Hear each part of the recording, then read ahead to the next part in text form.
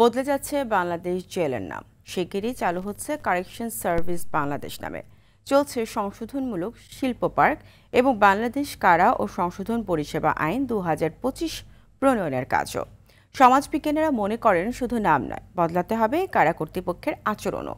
কারাগার নিয়ে দীপন দেওয়ানের ধারাবাহিক প্রতিবেদনের আজ দেখুন শেষ পর্ব।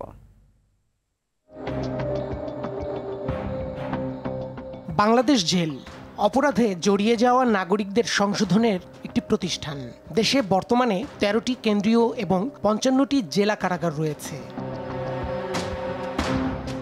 বিভিন্ন কারণে মানুষ জড়িয়ে পড়তে পারে অপরাধের সঙ্গে। আইন অনুযায়ী শাস্তির পাশাপাশি তাদের সংশোধনের দায়িত্ব কারা বিভাগের, কিন্তু বাস্তবে তা দেখা যায় না খুব একটা।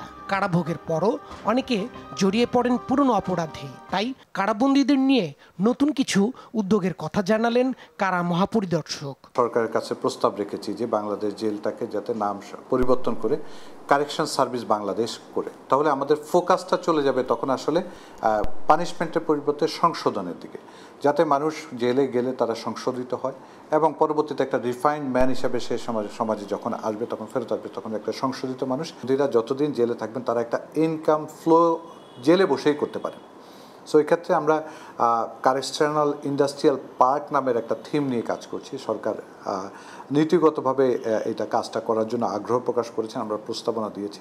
সমাজবিজ্ঞানীরা মনে করেন বন্দীদের সঙ্গে মানবিক আচরণের মাধ্যমে সংশোধনে অবদান রাখতে পারেন কর্মকর্তা কর্মচারীরাও। ঢুকে চোর হয়ে বের হয় ডাকাত হয়ে, এটি কিন্তু একদমই কাঙ্ক্ষিত না। যতদিনে সেই ভিতরে থাকবে তার সংশোধনের পাশাপাশি তাকে যদি আমরা কর্মমুখী করতে পারি, তাকে যদি আমরা স্কিল ম্যান পাওয়ার করতে পারি, তাহলে দেশও লাভবান হতো, কারাগারের ভিতরে পরিবেশও ভালো থাকতো। যারা কারারক্ষী হিসেবে কাজ করবেন, যারা ওখানে যারা ওখানে চাকরি করবেন, তাদের সাথে যে ইন্টারাকশন, তাদের যে আচরণ, সেই আচরণ, তাদের ভার্বাল আচরণ, তাদের মানসিক আচরণ, তারা যেভাবে গালিগালাজ করে, সেই জায়গাগুলোতে সংশোধন খুব জরুরি হয়ে পড়েছে। শুধু নাম পরিবর্তনের পাশাপাশি যদি এই জিনিসগুলোতে যদি মনোযোগ দেওয়া যায়, তাহলে সে একজন শুদ্ধ মানুষ হিসেবে, পরিপূর্ণ একজন কর্মক্ষম মানুষ হিসেবে সে বেরিয়ে আসার সুযোগটা পাবে।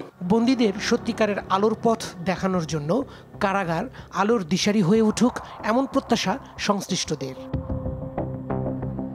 দীপন দেওয়ান, আর টিভি, ঢাকা।